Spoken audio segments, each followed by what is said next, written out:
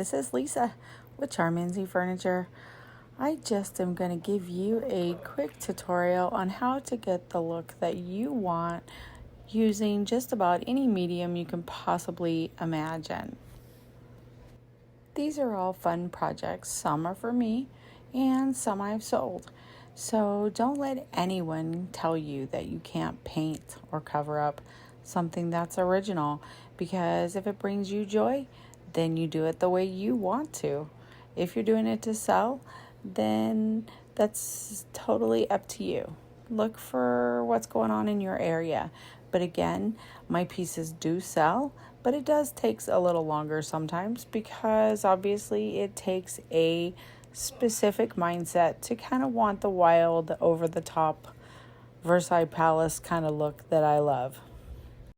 I do get a lot of questions about why I paint things so weird underneath. As you can see here, there are a lot of different decoupage papers that are very, very sheer. So I use pinks, taupes, tans, and whites to give the piece depth underneath. So that's why you'll see that. Sometimes I use all white, but I do like to go with a mixture of those colors because it does give it kind of a depth. To save time and tape, I usually use an old deck of cards. I put it around the edge and then I can just use tape sparingly. I know that seems kind of funny, but it is less time consuming. This is the fun part, picking out your medium. You can use everything from decoupage papers to fabrics to wrapping paper to wallpaper scraps. All these things you can even find even at thrift stores. Art papers, they all work. The fun part is picking out those colors and the textures and what you're drawn to, because the more you like them, the more they will work together. Obviously, you can tell my favorite colors are pink and purple, so most everything I pick out has pink and purple. But that's the fun part. Once you have all your medium, get you some Roman Pro 838 heavy duty wallpaper paste. Put that aside because that's what you're going to use to adhere all your medium. Start tearing those papers, start shredding those fabrics, because you just want them in one big pile, so it's random. You're not placing them in any certain order. That way you'll get a good mix. These are the simple brushes I love, and you can get them at Walmart. They're flat, a little bit out of an angle, and they have a long handle. That way you can brush in tiny spots. Lay your wallpaper, lay your medium, lay your fabric, lay your piece of decoupage torn paper, and then brush it with a brush. And so you have a layer underneath and a layer on top. The Romans works fantastic.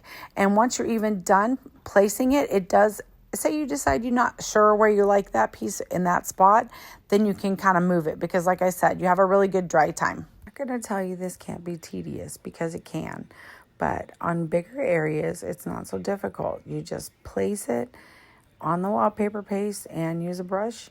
You put a layer underneath and a layer on top. So you would spread the paste probably like an inch or two, and then put papers down. Overlap them. It's okay. Overlap, butt up against each other, because you will find you will never try to meet edges. It's really a little more difficult than that. But when you are overlapping them, again, then you get more depth, more texture, and a killer mix. Like, it just makes it perfect.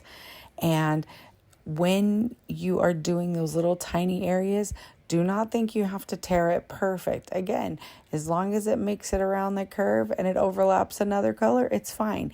You can tell that from my pieces that I tear in little tiny pieces. So yeah, use some tweezers for those, but in bigger areas you don't need to. You just need a good square kind of flat brush, because it works better to spread the wallpaper paste. Push it down with your finger, the paper, mist it if you have to with a water bottle, and then put more wallpaper paste on top and smooth it out. Next, I want to show you WOODUBEND. So I fell in love with WOODUBEND appliques because they just give any piece you're doing, just a little extra, over the topness. Is that even a word? Anyway, I did become an affiliate with them. So if you're interested in any of their stuff, I'll put the link down there. Just check it out. You can heat them up, you can paint them, you can stain them. They are absolutely amazing because they're bendable to basically anything. I've used them on everything you can imagine. Another item I think is totally a must-have are PoshChalk pigments.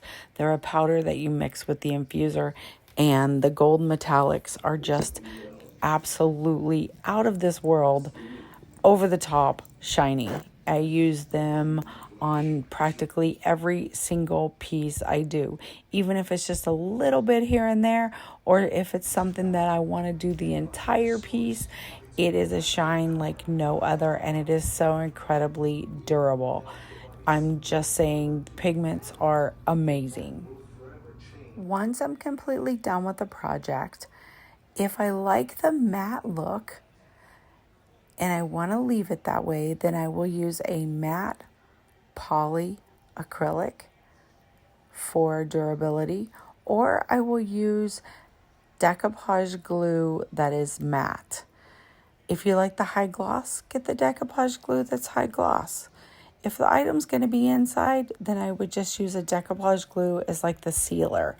Again, if you like the super flat matte look, then you can just go over it one more layer of the wallpaper paste and you will be good to go. And here are two finished projects that were absolutely amazing. I finished my walk-in new glamtastic closet, so that's going to be on another video, and my wall mirror that you see here. So anyway, if you have questions, please feel free to post them below or reach out to me or send me a message. Absolutely, I'm here to help. Thank you so much for watching, and I'll talk to you soon.